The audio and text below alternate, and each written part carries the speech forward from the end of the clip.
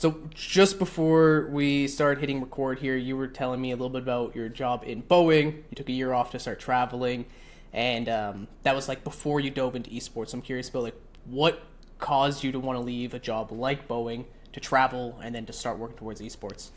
Yeah, I was working in R&D at Boeing up in Seattle.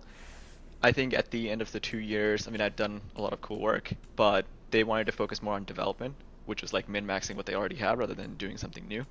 Um, I also had like money saved up for the first time in my life, and so I thought this would be a really great time for me to explore something that I'm interested in.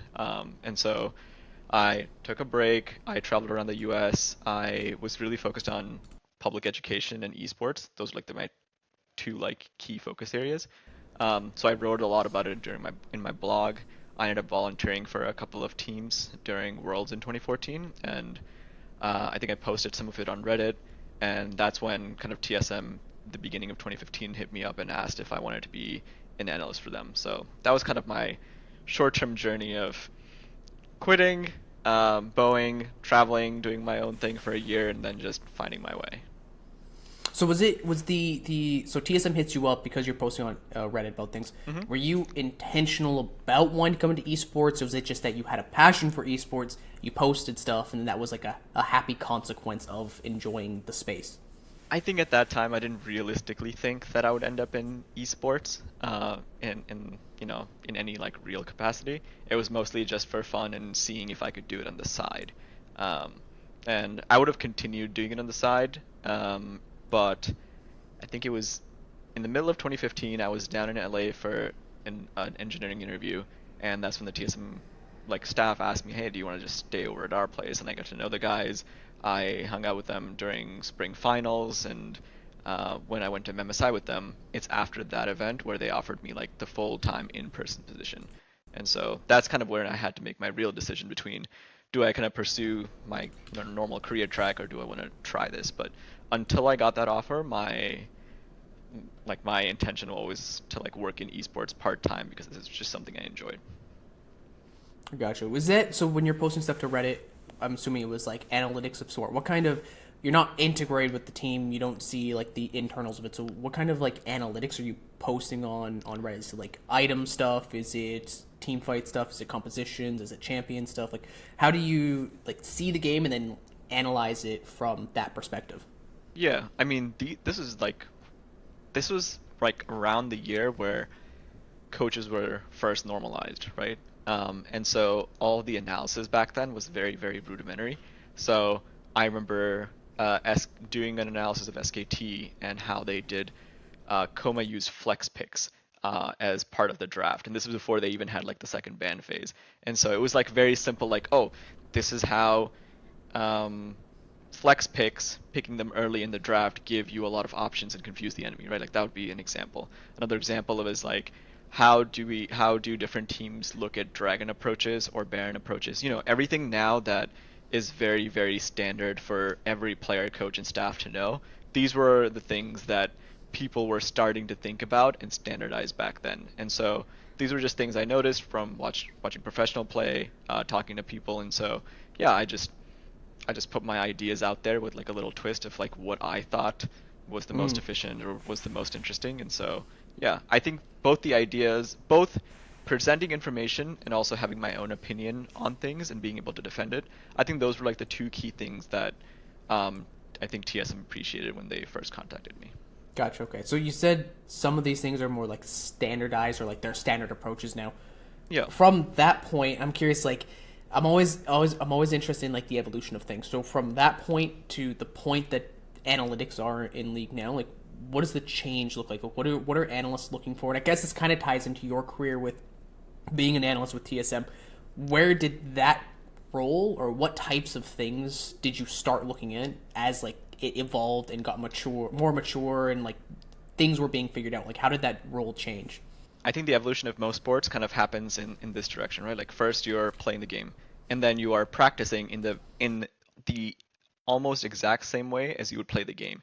And so the connection to performance and getting, min-maxing how you're going to win the game is what analytics is first introduced as. So it was everything from like level ones to pick bans to strategies around Dragon. Everything that's going to help you win the game was where most analytics started. And even when you have amateur teams or academy teams or teams who are built with like low resources, that's what they do. I think deeper analytics in what teams are doing now, especially like I think that some of the best teams like G2 and Cloud9 is they now know how to take analytics and use them for development. And so if we want to distinguish the difference between development and optimization, I would say it like this. If you have let's say you bring on a top laner onto your team and he's a carry player. If you want to help him win the game using analytics, right, you are going to do things like figure out the exact counter picks to give him, figure out when, like at what point in the draft, how does he get resources in the game in order to put himself ahead, because everything that you're doing is helping him be comfortable when he's going to play the game on stage. Now, that's a very short-term approach. The longer-term approach is recognizing this person is a carry player. In order for him to become well-rounded, in the course of the year, we not only have to win a certain amount of games to make it to playoffs and do all these things, we also have to help him develop a larger and broader skill set so he doesn't get banned out and he can approach and tackle different metas with the grace that's required for pro players now. And so development is all about doing the opposite. It's now making that player play weak side, making him play Ornn, making sure that he knows how to engage and enable his players. And so you now have to try to figure out what the trade-off is between if we try to force him to do something he's bad at because we want to develop him long term, what is the time scale that looks like? What are we sacrificing in the short term in order to do that? And are we okay to take that like short term hit in terms of losses in order to like help him build out to be a better player in the long term? And so the more and more analytics that you can get involved in looking at, everything from scouting to player development to how to help, teams win the game, I think the longer like term scale that your teams and coaches and staffs can plan for. So I think that's what the evolution of data analysis has been, is how do we now plan for longer and longer periods of time? Wow, interesting. Okay, so one side of data analytics is the optimization, just creating that short-term like win streak or that short-term high probability of winning. The other side of analytics is understanding how do we use analytics in a way to develop players. Yep. I love that. That's very interesting. I'm curious on, within your journey, has it been hard to convince people or players, coaches, or even like maybe owners to see it more long term, where let's not just use analytics for the performance side of things or the result side of things. Let's use analytics to develop players over a long period of time. Have you noticed like tension or resistance? It could be at any level: players, coaches, managers, owners. Any resistance from them to use analytics in that way, or have a lot been bought in? I know it's probably like a loaded question because it's probably like some are good, some are bad, but what's your experience with trying to get people to use analytics for the development side of things? It's one of those chicken and egg problems, right? Like until someone tries something, we can't capture enough data to show that it works.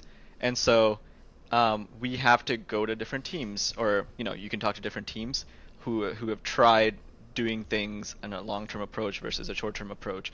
And you just have to like capture that data, show that this is what they were doing in order to convince ownership, players and management that this is something that you can do. One example of this is like the idea of periodization, right? In traditional sports, the idea of periodization is everywhere, where if you're training for the Olympics over the course of 4 years, your training regimen in year one versus year two is going to be drastically different than your training regimen as you lead up to like your meet and your matches. Whereas I think right now, for the most part, every team in professional League of Legends, and even most of their games, train in a very similar way throughout the season. Like things like drills aren't really introduced, right? Things like taking a step back and focusing on your weaknesses because, and sacrificing some short-term results because it's going to be better for the long term, isn't really done because someone hasn't used that successfully and talked about it enough for other people to follow suit. And so I know a lot of different teams are trying because they have to in order to do that, and it's those teams we have to learn from. So let's say that you have a team who has a significantly lower budget than someone who's has a much higher budget. Now that team can either try to get the best players that they can for that budget in order to, instead of being 10th, get 8th. What they can do instead is they have the opportunity to then take risks, bring on maybe younger players, have a longer term plan, and see if this is something that makes sense over a longer period of time. And I think that what NRG did over the last 2 years is a little bit of a testament to that, which is they brought on players. They didn't make drastic changes in their coaching staff or even their players. They made tweaks between seasons. And over the course of those 2 years, we're now able to be successful, win the LCS, and go to quarters. And so these are the stories that we kind of have to study, and then go back to leadership at every level and point to look, if this team can start off with what they had, with the resources they had, and build something in the long term, then we can take the same ideas with our philosophy and our budget and find our way to think long term ourselves. Interesting. Okay, so I was going to ask if there's any specific examples of teams that you think are already doing this. So you said NRG. I'm curious on the idea of developing a player is obviously something that you are well versed in. You know really well. You're experienced in. I'm curious on what your thoughts are. If we think about, let's take just the LEC or LCS, just in general. We won't say names specifically, but think about whoever you would consider to be the best player in either region. What is the gap between the best player in either region and, say, somebody who is just coming in as a rookie, who is definitely, absolutely not the most mechanically skilled? They're probably on the lower end of pro. What do you think the gap between those two are, and how much potential do you think there is if the lower end person is, if they're doing everything right, that they will actually be able to close that gap within, say, a 6 to 12 to an 18-month period? Do you think there is a substantial gap, or is that gap much smaller than people realize? This is a really hard question to answer because the idea of development is very contrary to that. The way I think development works is you need to get a certain amount of repetitions in a valid environment where you get timely feedback over a course of time. And when you compare the top LEC players who have the ability, who have time, experience, and the ability to practice very specific things, they already have the experience that they need in order to do their daily grind and whatever. The problem is when you take a player who's still developing and you put him in an LEC environment, the goal of the LEC or the goal of LEC teams is to constantly win. And so I actually find that players develop a lot faster in places where the impetus to win isn't as high. So ERLs and academies are actually a much better place for players to train, as long as the staff and the people in the organization recognize that that has a value. And so to kind of answer your question, I think that the gap between the best LEC player and a player who has a lot of potential who's coming in is probably generally immense. The problem here is in order to close that gap, that person needs to be in a team that recognizes that this person needs to grow, instead of just using his ability for where he is and what he has to do. I mean, Caps, for example, I think is the best player in Europe. He had many years to kind of refine what he wanted to do.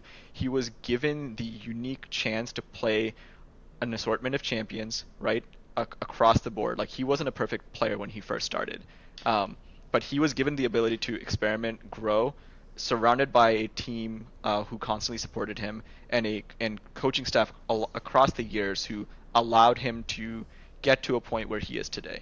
But I feel like most other players on especially non-winning teams never get that opportunity in that same way. And so it's really hard to say, can these players become someone as good as Caps? Because I feel like in many cases, they're not even given the same level of opportunities and to make mistakes, learn, and grow in the same way that, Caps did.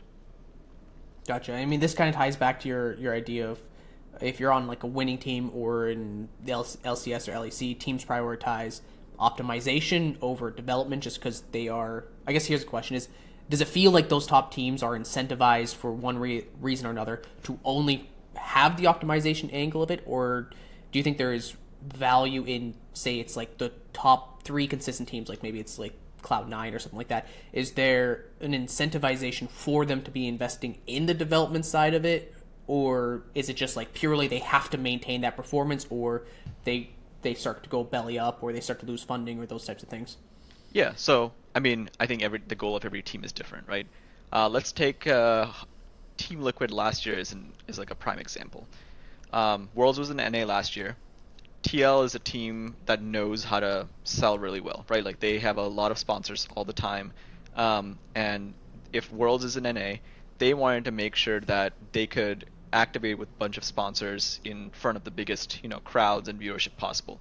So what they did is they went out and got a set of very experienced players. If you think about TL last year, it was 5 extremely experienced players, right? They were not looking to develop anyone. Their goal was, how do we create the best low risk roster that's going to make it to Worlds? And that's what that roster was, right? Like it was very low risk, very like their floor was very high, and so I think if you have a model like a business structure or a model where you don't care about development, you just want to win, then it's totally fine for you to build and run your team that way. The problem happens when you have teams where you bring on like a rookie player, and you put him in a team where you're forced to perform. He gets pigeonholed into one style even though he's supposed to be developing. And then at the end of the year or 2 years where he never got the chance to kind of explore what he wanted to do because he was trying to fit into that team, and he gets let go because teams are like, well, he didn't live up to that potential. I think that's where kind of the discrepancy happens, where where younger players who are still developing get put in these environments where they're never given the chance and opportunity to make mistakes over a long period of time and actually improve. Okay, so on that note, so let's say that there is let's say a roster of 2 to 3 seasoned veterans who have had that opportunity to develop into what they are now, and then a team brings in 1 or 2 or however many it is rookies.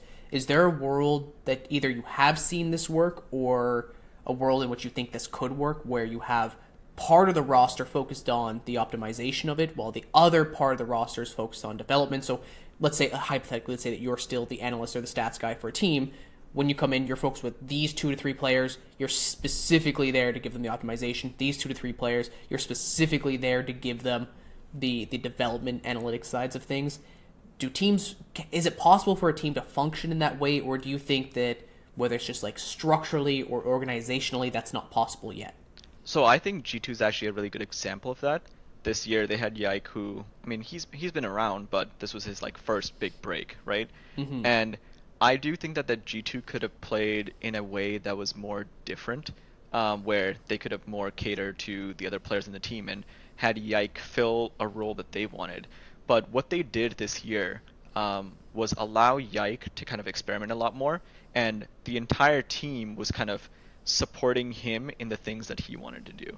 And I bet you like next year, Yike is going to be a much more well-rounded player because I think intentionally or not, they leveraged the skill of the team and they used a lot of this year to play in a way that may not have been like optimal for the meta, but they were supporting this rookie player and allowed him to shine. And so yeah, I do think that it is possible for even star teams to bring in rookie players and allow them to flourish as long as there is like a clear understanding between the team and the players and the staff that this is what you're intentionally trying to do. Interesting. Okay, cool. I like that. I have one of the first episodes that I filmed. I was filming with a next Valorant pro, and this was a concept. He went from being a Valorant pro or being a CS pro to being a pro Valorant player to being a Valorant coach. And one of the things that he and I were talking about a little bit was team structure, or like the infrastructure of a team in general. And one of the things that I mentioned to him that I think is a really good way to approach teams, if you can get the right people in place and if management or the organization itself will support it, is have a foundation of veterans that are stable in their ideology. And I don't mean like complacent, but they're stable where they're not too volatile. They have kind of like everything under control. They're there to provide that stability, the frameworks, the cohesiveness within the team. They're there to just kind of like help make sure things run smoothly. Have maybe like 3 of people that have that veteran kind of like stability. Adding in a couple of younger talent, whether it's rookie, whether it's second year, that are a little bit more unhinged in the sense that they're willing to challenge ideas or willing to push limitations. You create that roster with the sense that the veterans are creating the stability to contain the younger people. Contain's kind of a negative word, but like they're trying to create that foundation for the younger players to then go out and explore what they can become within the parameters of what the team is looking for. Is that like a generally good approach from your perspective? Is that kind of what you were just talking about, or what are your thoughts on that? I think that is a approach. I don't think it necessarily has to be that cookie cutter, right? Yeah. You could have you could just as easily have a rookie player who wants to play a more stable thing, right? Like let's say that Yike was more of like a utility player, right? Then maybe the other players in the team needed to be more aggressive or needed to leverage that skill more. So I don't necessarily like think that like personality structure has to exist in that exact way. Um, I also think that a lot of that can come from the coaching staff too. This ability to like push your team and force them into certain directions if they need. Because I think if you have a coaching staff that has four different elements to it, right? Like I think you need someone on your coaching staff who has enough game knowledge that you can lead the strategic direction of the team.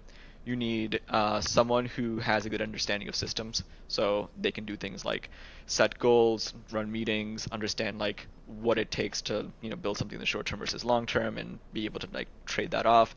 You need someone who has some level of leadership, someone who like the players trust to actually guide them both in game but also during times of emotional stress. And then finally, you need someone who has some understanding of health and general fitness and all of that, right? I think if you have a good comprehensive coaching staff that has all four of these elements, I think that you can pretty much make most combination of teams work, because then the culture can be set from, the leadership. I think that if you don't necessarily have that, you can rely on, a structure of team where you have veterans who set the culture and do all of these things. But I don't think that it necessarily has to be. You don't necessarily have to crutch a team roster build in that specific way. Okay. And I don't think it's like the only way to run a team. Gotcha. Okay, so I'm curious on this too. Is League has pretty robust coaching rosters or staff in general for a game like, let's say, Valorant, Rocket League, Dota, other games. They often only have one coach, right? So maybe an assistant coach here and there, but oftentimes it's one coach. If these are the qualities that are needed or that would be helpful in building these rosters, do you think it's possible where we find a coach that has X of one of those values, or maybe like two of those values, that is very, very profoundly good at those things, and then some of those traits or skills get you recruit intentionally players who fulfill that? It might be like the culture, it might be good systems. Do you think those responsibilities can fall on the players, or would it be the coach that needs to adopt all of them? Yeah. I do think that's what you just said is spot on, right? Like, I think, first of all, I don't think any coach right now in esports has all four of those qualities. Most coaching staffs are and teams are built in aggregate. So I know when TSM had Björksen as their head coach, he was someone who had a lot of game knowledge and leadership, right? But he needed someone like Kaze to help him with the system side, and he needed Curry to kind of help him with some of the day-to-day stuff. And so we built our coaching staff to complement his strengths and his weaknesses. Whereas if you have like a different type of coach, you would build that team completely differently. And like you said, if you don't have the ability to have multiple coaches, then I do think that you want to bring on coaches that complement or supplement the strengths of your players, and vice versa. So if you already have like a really strong in-game leader who knows how to set a good culture, then maybe a coach who has a good understanding of systems is going to be like a best fit for you. But on vice versa, like if your roster doesn't really have a strong voice and you need that, then you may need a different type of coach. As long as you can build that in aggregate between your coaches and players, you're good to go. Gotcha. Okay, so I have two follow-up questions to this, because I'm very curious. This is like, we're going down the road, or the realms that I really enjoy listening about or like learning about. I'm going to say both of them just because I know I'm going to forget one if I don't say both of them. So one of them is, one of the four things you mentioned at the tail end of it was like the health and fitness or performance side of things.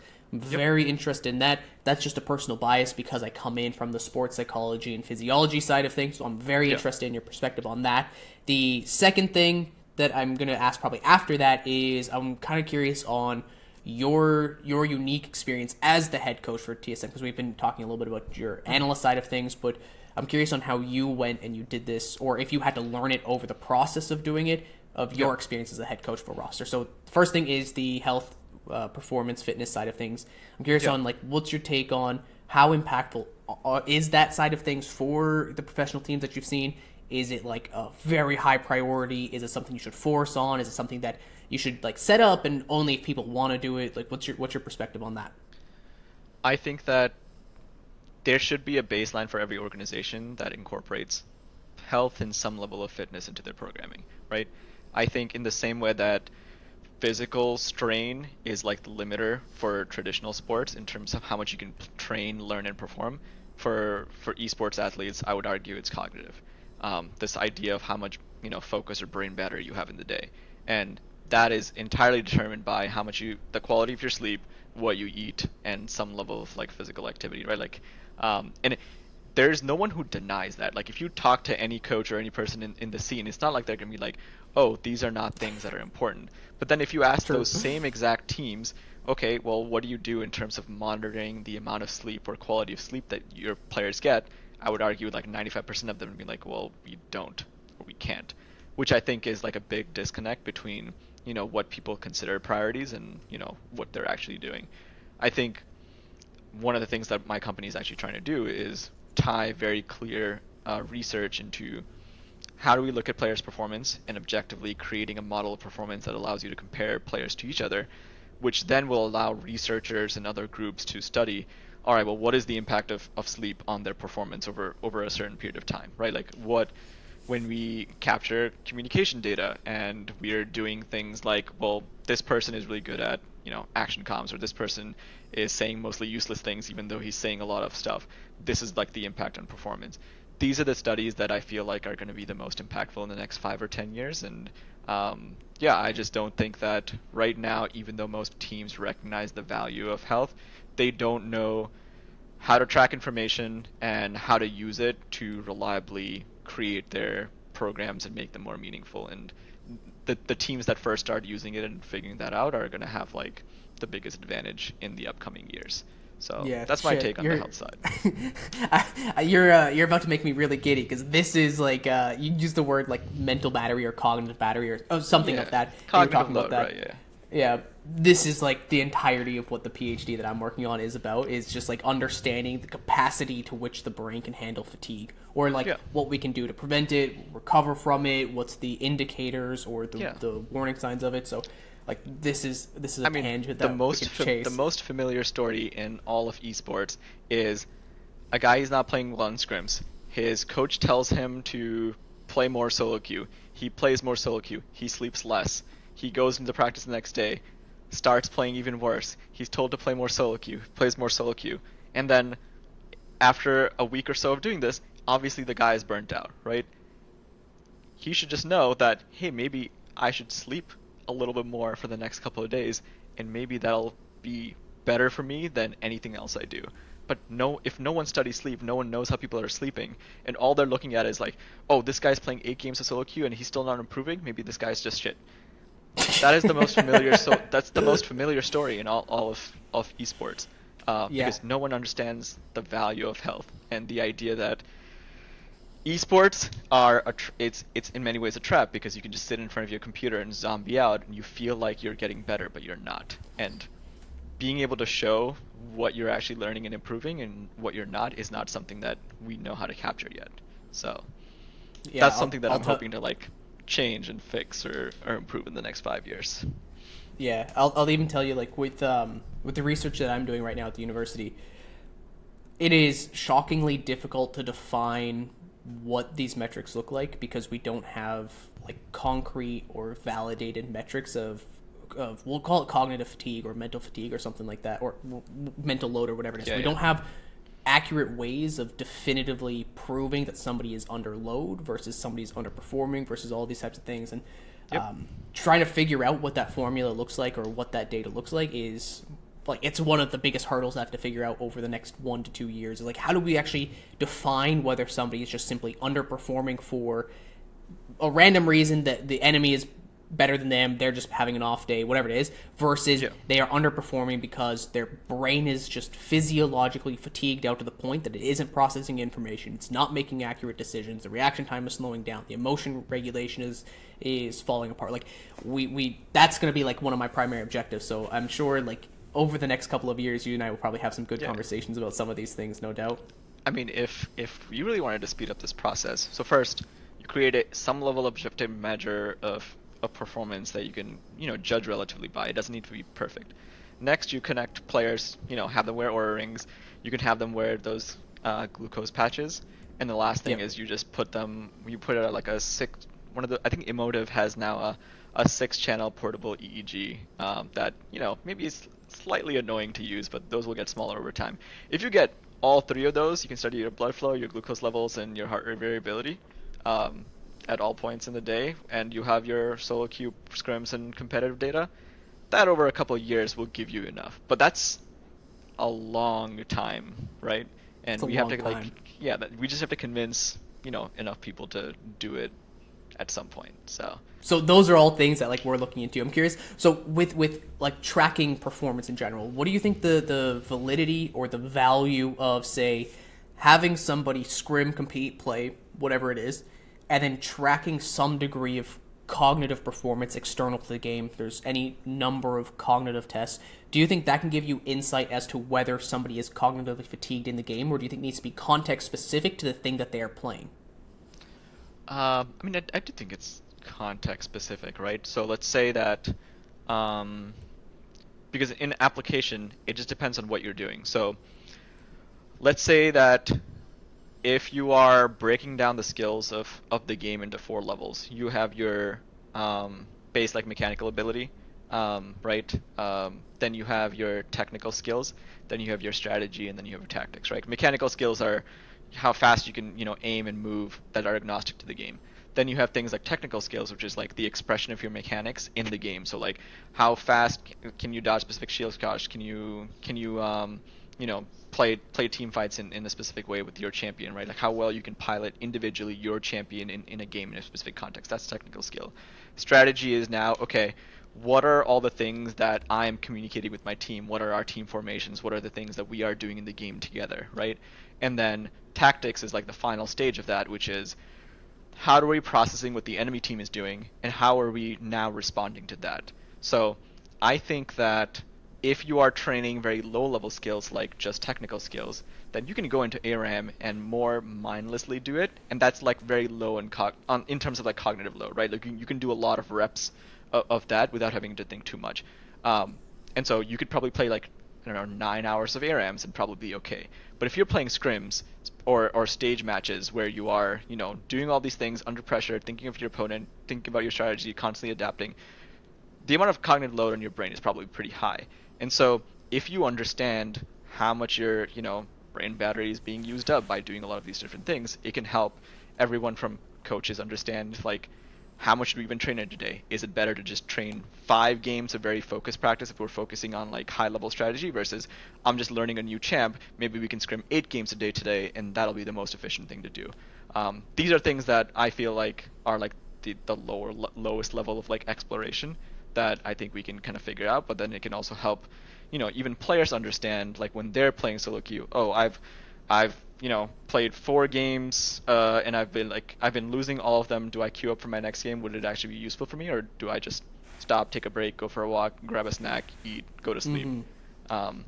Because right now I think no esports program is even close to min-maxing the level at which they can, like how efficiently they can learn and train and improve. Yeah, one of the questions that I was asked at the university that I'm studying at from, I think it was my supervisor, somebody asked me this question, was if we fatigue somebody in game, or if somebody is fatigued in game, do we see global or universal, or we can call it like task agnostic fatigue in the brain? So would we see like working memory decline pre and post 6-hour scrim session or 2-block scrim session or whatever it is? Like, will we see other markers of cognitive fatigue exist, or will that fatigue remain within the parameters of the game where progressively throughout the game they get more and more fatigued, They then, we'll call it like task swap into some cognitive test or some cognitive battery, and their performance is still relatively stable pre and post.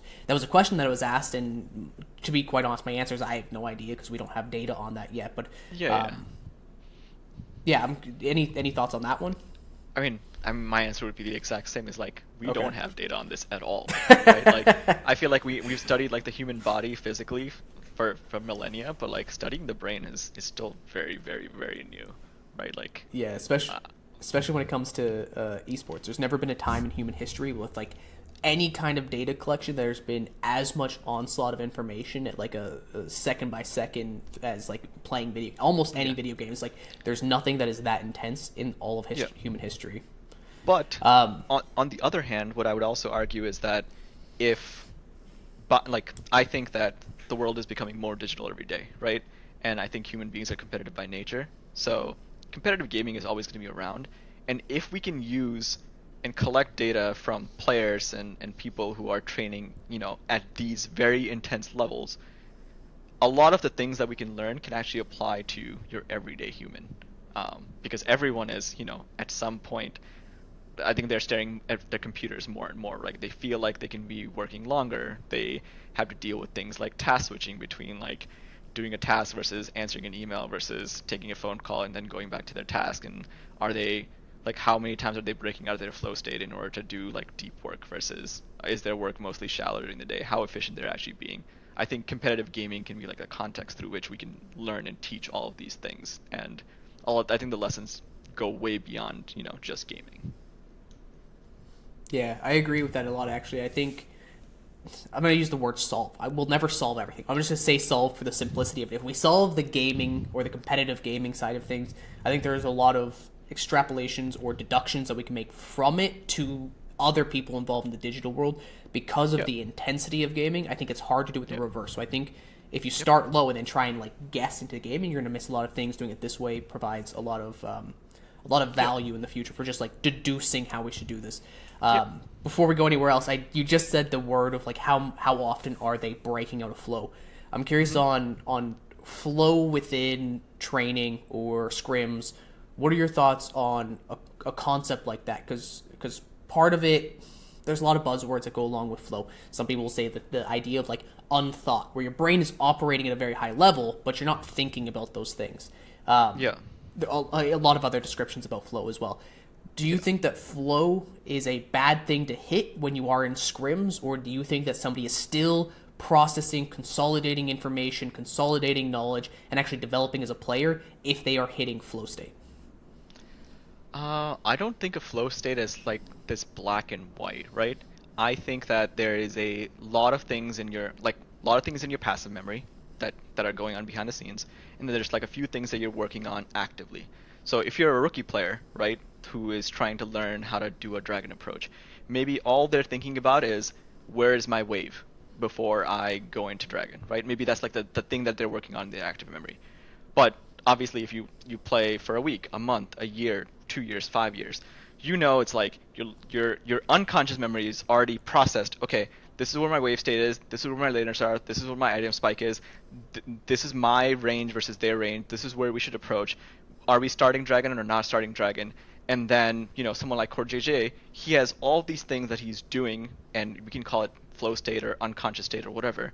And then his active memory is thinking, okay, I have Alistair, who am I going to combo for us to win this team fight? I think that it doesn't really matter about the efficiency of practice or whatever, as long as there is something going on in the active memory part of it.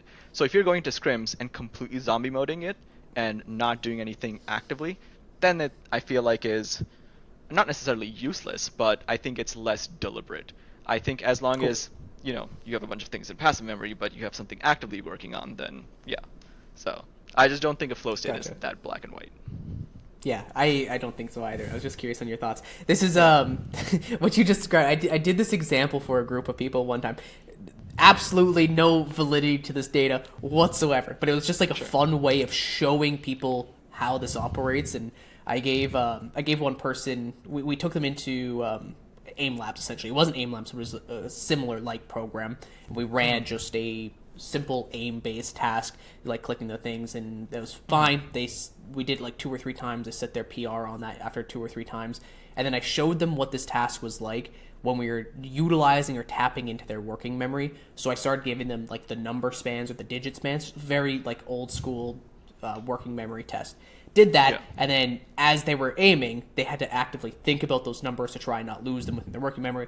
It was clunky. The data, obviously, again, not validated at Yeah. all. But it was just like me trying to show people, like, to experience this firsthand of what it means to access different parts of their memory. And once they started seeing that, they're like, "Oh shit, okay, I can feel these different parts of me." Their performance was largely stable across the whole time, but Mm. they can just feel that like active part of their memory. Yeah, yeah. I mean, I think that's kind of all it is, right? Like, if you go into practice with this like a very specific goal, as long as your players are all deliberately working on that goal, like that is where learning comes from, because then you can give them feedback. It doesn't matter, like, as long as like the environment is valid in a certain way. I think the I think what most teams get lost in kind of the sauce is they focus too much on outcome. Did we win this game or did we lose this game? If we won this game, then a lot of the things that we did are right. If we lost this game, then a lot of the things that we did are wrong. And I think that is like the I think that is the mistakes that a lot of rookie coaches and players make. Is like not recognizing that it's the active thing that you're working on that is going to have the biggest long-term impact, and not Mm. just what are the things that I did in order to help me win, and what are the things that I need to fix if I lost. Gotcha. Okay. So, like 15 minutes or 10 minutes ago or something, I said there was like two follow-up questions. And I kind of want to tie all of this into that Sure. second question about when you transition from analyst into head coach. A lot of the stuff that you talked about is like phenomenal. I'm curious about, was this stuff that you automatically or instinctually brought into the head coach position with like the outcome, like making sure they're not focused on the outcome, make sure that the right players with the right skill sets or traits are there to make sure that the leadership side, the fitness side, like all those things, like are these things that you actively, intentionally or unintentionally did as a coach, or was this something you periodically learned over the several years that you were a head coach? No, when I started, I did not know how to communicate all this information in a way that made sense. I think back then I was just really, really good at systems, understanding patterns, and helping my players, bring the best out of them that I could. Even like at a game knowledge perspective, I think I always thought that, my players were better than me individually. I just saw like the larger picture, just because I Mm-hmm. got to, watch scrims from the outside and see all 5 different perspectives kind of play out. Um, these are things that I slowly learned over time. Like in 2016, the biggest learning lesson was how do we create a system that allows people to consider every minute of the game in like its own unique bucket. So we broke the game down into either you are creating a plan, executing your plan, or resetting from this play, right? And we broke the game down into those 3 segments, and then we could talk about what each of those looked like at different phases of the game, because that allowed us to practice more deliberately. But for me, that was like a natural way to break a game down, because I come from, I mean, like I used to play tennis, and you could always get immediate feedback different based on different phases, and that was just my way of transitioning that to kind of this. Um, it wasn't like I was like, oh, I know that in order for me to deliberately practice and do all these things, I need to understand that. It was the same thing with like creating habits. How do you give feedback immediately? Right now, players are super resistant to coaches um, tapping, like basically coming to comms while the game is going on. They want the feedback to get, come to them after. But if you wait 30 minutes of a League of Legends game to give all the feedback, then if you want a player to improve on something very simple, like every time you come out of base, please update your laners on what you're doing, right? That's something that if you just give them immediate feedback every time they are missing it, they're going to learn it a lot faster. And so how do we create that habit? What we did is we sat behind our jungler for an entirety of 3 weeks, and every time he came out of base and didn't say where he was going, we would just tap him on the shoulder. And 3 weeks later, like, the entire habit was like fixed or improved, because we gave Very feedback cool. that was so immediate, and we set him up for it. And so, and that was 2016. And so every year and some like split I coached or worked with the team, I would gain another skill set or understanding of how team dynamics work and how all this stuff. So for me, I definitely didn't know all of this when I was starting out. It was a slow collection of things that I learned over time. And that's how I think esports is, right? Like, Most coaches aren't trained in how to coach. Most players haven't received coaching until they get to the pro level. And so I think in many ways it's like a very, very challenging interaction between players who don't know anything about what it's like being coached or being on a team, and coaches who don't really know the fundamentals of, how to coach outside of just having game knowledge. Yeah, I mean, even for me, I remember the first, call it 2 years that I was coaching.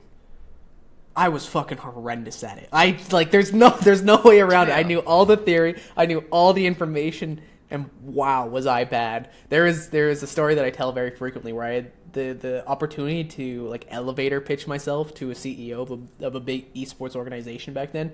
Completely bombed it, and obviously devastating for me in the moment. Now that I'm like in the future, the best thing that could have happened for me was failing that, because I was not ready to be at that caliber yet. It was bad. I really like that idea of systems and creating feedback. And I have another like 2-point question, and these are a little bit shorter questions than the last ones I have. So the first one is actually, let me say the other one first. When you say that you were good at creating systems as a coach, and that was one of your entry points to it, or that was one of the traits that you brought to it, this is kind of a chicken or the egg question, but you obviously you were an engineer at Boeing prior to being in these positions. Did that train you to be able to develop systems, or did you go into that field because you already were good at understanding the larger picture, the systematic approach to things? The reason I asked, or I want to give a little context as to why I asked this question, is there's a lot of coaches out there that might not have this skill, and I'm curious if this is something that they should be proactively thinking about, like, I can develop it if I do these types of things, or if this is a specific inherent trait that you just naturally had as a person. I don't really believe that using or understanding systems is an inherent trait that you have. I think you can definitely develop it. You just have to find your own way of doing it. And so, how do I want to do this? Okay, so let's say that you are maybe not as good at, maybe you don't have a good understanding of game knowledge, right? You will go into your coaching and create systems that help you. Let's say that you will create a system that allows your players to give you the feedback that you need in order to, do the pick ban in a way that makes sense. But if a coach, let's say someone like Reapert, who has very high game knowledge, used to be an ex-player, the system that person creates is going to be different and individual and unique to him, because he has different skills that he can leverage, right? If you are a coach who doesn't necessarily have the best, let's say, leadership skills, but you still need to make sure that the players are there on time and they do things in a specific order, in a way, the things that you're going to do in order to set that up is going to be drastically different than someone who, just can command the room and can leverage his skills. And so I think that this idea of systems is just a way of making things work for you, based on like the skills that you have and based on the players that you have. And I don't think that's like a thing that you really need to have inherently. It actually comes from the things that you feel like are missing, and the way you can make, you can understand the world and the work you're doing. So yeah, that's why I kind of push back on the idea that it's just not an inherent thing. Cool. No, I like that a lot. That's amazing. The second question, the other follow-up question I have is, you had that system of creating almost like instantaneous feedback. It's a very like common concept, is like, let's create that fast feedback so that players can adapt or build or adjust based on what's happening in the current moment. With this, like, so you use the example of the jungler tapping on the shoulder when they wouldn't give their pathing or their intention coming out of base. What's your thoughts on doing something like this with a game that doesn't necessarily have that downtime? Because you have that 20-second, 25-second period where they're walking from base to their buff or wolves or whatever it is. They have that downtime period where they have the ability to speak or to talk or to relay intent. For games like, let's say, Rocket League, Valorant, CSGO, where it is much more like snappy, quick, there's not a whole lot of downtime in here. Do you think a similar system would work for something like that? I'm asking this question just in case there are like Rocket League or Valorant or CSGO coaches out there that are listening. Like, it's like setting it up beforehand, saying, when I tap you on the shoulder, it means that I'm telling you this, remember this. or would that be like disruptive to their ability to focus on the game because it's happening within like 2, 3, 4 seconds at a time? Yeah. I think that any game you can create a way that, makes sense, right? If you if you don't want to do like an active feedback session where you're tapping someone on the shoulder, you can create like a trigger in game that you always want them to focus on, and then like train that trigger instead, and then they can create their own loop. I also think that, I understand that there is less downtime in some of these games where they're actively doing something, but the advantage that Valorant and other games have is that each round is much quicker, right? Like it isn't a 30-minute game. Like you have downtime. So in games like that, I feel like you maybe can still give a lot of this feedback and get a lot of these responses between the rounds, and it'll be okay. So I think just do what I know it's a cop out, but I feel like you just have to do what feels right, right? Like you have to be able to convince Yeah, the yeah. player that this is okay. Tell them like, hey, this is something I want to try, and then just ask them how they felt after. If they're like, this actually really disrupted me, like I don't want to do it anymore, just have them be like, okay, I want to try it a couple more times, and then if they still say that, then you kind of back off, because ultimately, like, it is a working partnership between you and the player, and there are cases where something like that could be intrusive, but you can always try. Yeah, that makes sense. And I guess not to tie it back again to the beginning of this conversation, but when you were talking about analytics from a development and an optimization standpoint, Mm-hmm. this might not be a way of optimizing somebody's gameplay, but even though it's interrupting their ability to focus or to do whatever the task is at hand, it still Yeah. might be focused more on the development side of things, even though it's hurting the optimization side of Yeah. things. So it does kind of tie back into that quite a bit. Yeah. Uh, I know we're coming up here in an hour here in just like 8 minutes, give or take. So there's just one other area that I really want to dive into with you and just like ask about and find out. And that's a little bit about SIDO. You mentioned it earlier. I'm curious on what is the objective behind that. I know research, create some of these systems, create development, prove out some of these data points, but what does that process look like? How are you guys doing that? I think there's probably some trade secrets in there, so obviously don't share that. But like, what is the larger mission or objective within SIDO? Yeah, so I started SIDO because I noticed that there are three things that are missing in the ecosystem, that can't be solved from the vantage point of a professional team. One is data isn't used in a meaningful way to make decisions across the ecosystem. Second is the the ecosystem underneath professional, which is collegiate, amateur, and even things at like the high school level, aren't really built out in the same way that traditional sports are, which kind of leads to, if you think about traditional sports, right? Like when you are 6 or 7, you're introduced to the game. You go to gym class and you're taught the rules of the game. You're taught how to work with others and um, the basics of team play and how to compete and win before you even get to high school or in college. And by the time you get to a semi-professional level, you have all these standards ingrained in you that all the coaches at that level have to teach you is like, how to advance these skills and do very specific things to that at that point. If you think about it, coaches at the development level in esports have one of the biggest challenges because A, they need to be strategically well-minded. B, they actually have to do a lot of remedial work to catch anyone that they get into like a lot of standards. Everything from like, I don't know what DPI mouse you're using or like how you sit. There are so many more things that they need to do that they just aren't trained in. So that's two. How do we build out and create an ecosystem below the pro level that helps the pro level kind of sustain itself, but also makes the game multi-generational? And the last thing is we want to include as many people as possible. Esports right now isn't the most inclusive space. And so, yeah, the way SIDO is structured is we have our research group where we use a lot of statistical models to, build out everything from how do we objectively look at player performance, how do we study the impact of sleep and collaborate with researchers, and we're planning on publishing in at the end of the year about what we're doing too.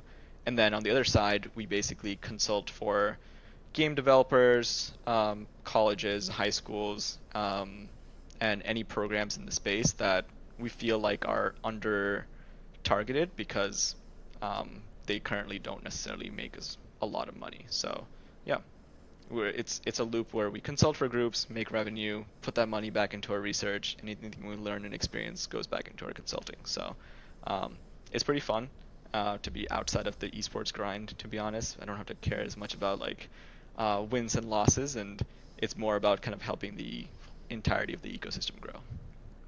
Yeah, that's very cool. It's fun to hear that there's, because again, like part of my job is the coaching side of things, but I have reason I'm in the research or the PhD side of things as well is because I have a very deep love for the literature, the data, the research, and so it's nice to hear that there's company like SIDO, or I don't know if there's other companies out there that are doing similar things or not, but they're actually actively pushing both of these things, of the development of players, of the research of the space, of helping to grow the infrastructure in the right direction as well. Like, it's very nice to hear that those things exist, and I'm very excited to see where SIDO goes in the future. But with that being said, I think we're coming up here on time, and I want to make sure that we don't go too far with this.